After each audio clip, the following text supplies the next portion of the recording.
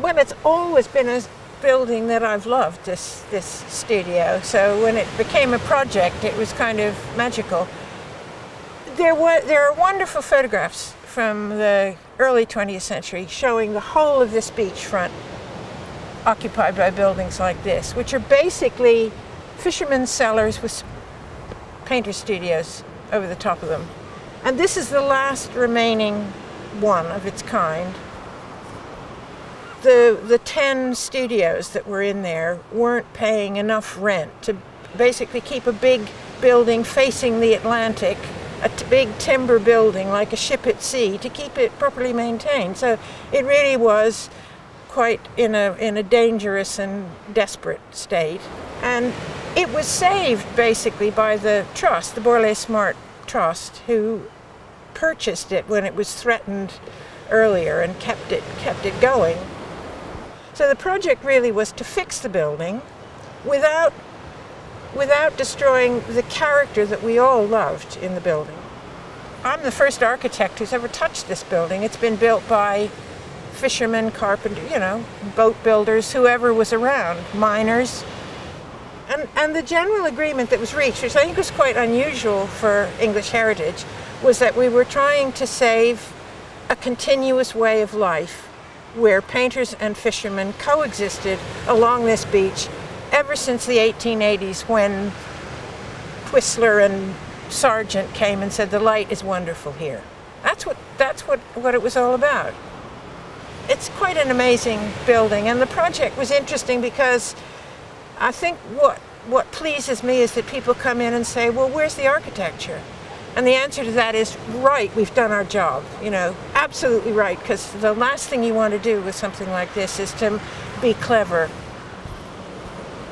But I hope that it still has that quality of a kind of big stranded whale that I always loved, even when it was falling down. I mean, next to the rather glossy world of Holiday Flats, which has now occupied the rest of the beach, is this amazing creature kind of sitting there. And I hope it still has that same, it's a little tidier than it was, and it's not leaking anymore, I hope, but it still has something of that amazing quality that it had before.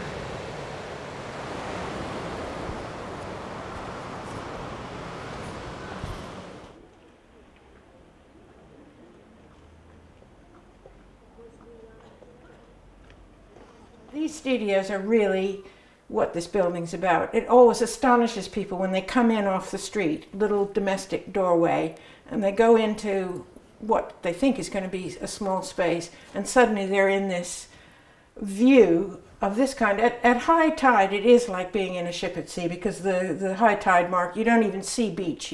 As you come in, you just see water. This studio is still occupied by the artist who had it originally, but it's about half the size that it originally was. And I hope he'd agree that what he's lost is an awful lot of storage space, but he's still got this incredible painting space related to the light from the window and the skylight. What we did in all the studios, it took different forms because the studios are all slightly different. But we replaced windows where we almost always had to on the waterfront because they get so much wear and tear. We replaced skylights because the original skylights were, well, the skylights that we had when we came on board were Wrigley plastic.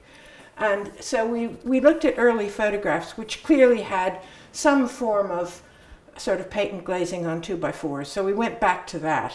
Then we, wherever we could, we kept interior materials. So this ceiling, for instance, never came down. What we did was we had to replace all the slates on the outside because they had perished. So we had to re-slate the building with Cornish slate. And we did all of the work on the roofs from the outside. So we took the slates off, and then we could introduce ventilation, insulation into the roof and all that, and then put the roof back on without touching the ceilings. Where we could, we also kept wall materials. We drew all those walls, so where we had to take them down, either to introduce new structure, which we had to do in this case because there's a new studio up above, or to put fire separation or sound insulation, we put the boards back where they'd been.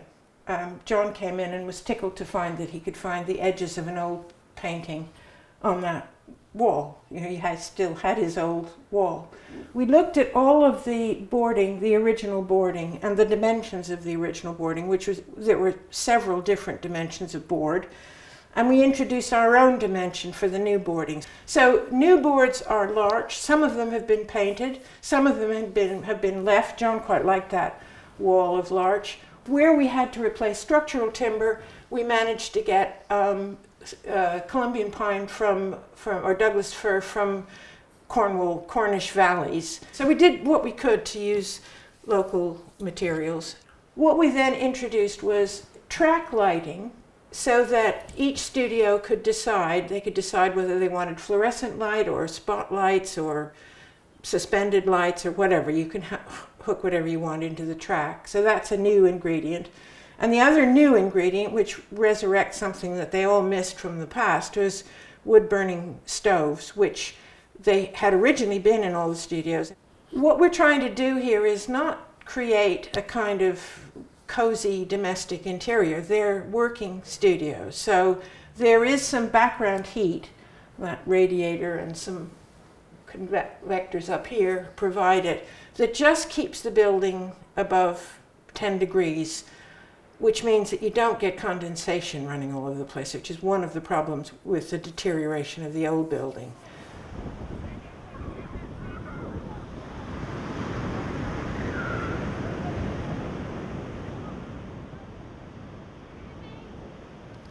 So we're now in a brand new studio.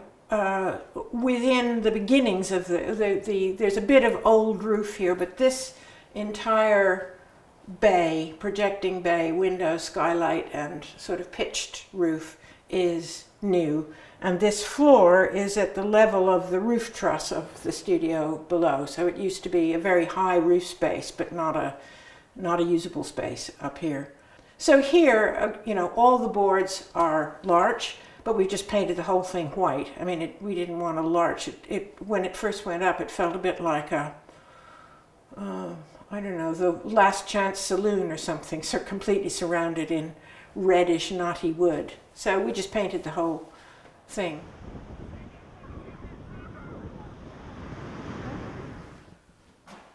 Well, we're now in Studio 5, which is well known in art circles generally as the historic studio that was originally part of a much bigger studio that went right out to the sea, that was Julius Olson's studio, and it's been subdivided to form this. But this in itself, although it hasn't got, one of the few big studios that doesn't look at the sea, it does have this amazing skylight over almost half the floor space, and given the height of the space, it has therefore good light over all of the wall surfaces and the entire floor area.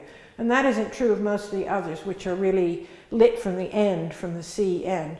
It is an astonishing studio, good for making big works, and people like Ben Nicholson and Patrick Heron both occupied the studio for long periods of time. I mean, major parts of their working lives were spent in this studio.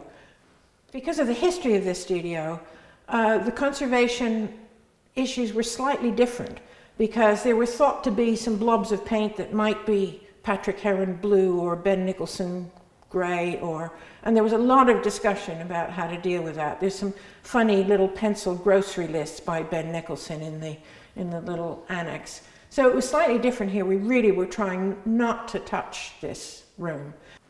So here we had to really be careful. We, for instance, took that entire wall down to try to get some fire separation with a neighbor's kitchen that's right through that wall, for instance. But we took it down and put it back without breathing too deeply, and I think that's been true of this whole room.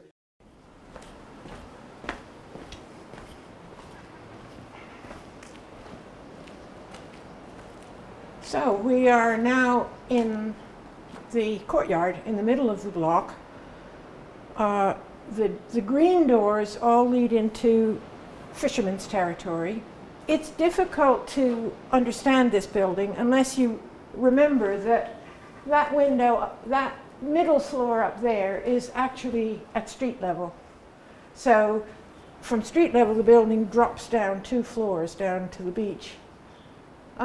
The top floor up there is brand new, so that's the other new section of building, and it's established the School of Painting with their original studio on the street at that level. They now have the whole of that level right out to the beachfront. So that was the other new studio. So I guess the main ingredients in here, the main things to talk about are disabled access. So there's a lift in that part of the building that gets to all of those levels. Doesn't come down to the courtyard level because that belongs to the fishermen. There's a real separation between the two, so they don't have members of the public wandering into net setting, which is what they do down here. This level, the fishermen's cellars, is of great interest to the historic building people. Our job here was to try not to get in the way. So we did very few things. One thing we did was to put some fireproofing board between the structural joists. And we found a board that was close enough in color so that we thought it wouldn't scream out as a new material. But we cut it all between the joists because it was important to keep this structure completely visible from the underside. We had to take most of the new services, radiator pipes and electric conduits, through the cellars because it was very difficult to feed horizontally between studios because they're at all different levels. But it is a working space. One can't make it impossible for people to set nets in here. So for what it's worth, they probably have slightly better working conditions in here than they had before, I would say. And that's about it. That's about all we should do, I think, in a place like this.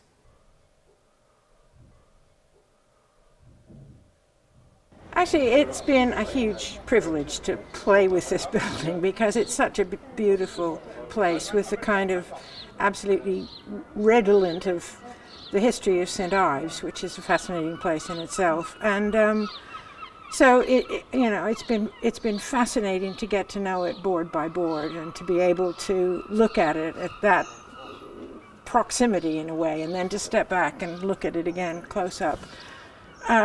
I'm very proud of this job. I think it took a lot of, it's not the kind of job you do on the back of an envelope. You really have to think about each bit of material and how it should be fixed and all of that. I'm a great believer anyway in using existing buildings, in not pulling things down and building another clever building that'll come down again in 20 years. You know, we really need to use, in terms of responsible, sustainable use of things, we just have to use the buildings that we've got. And this one is just such a special building.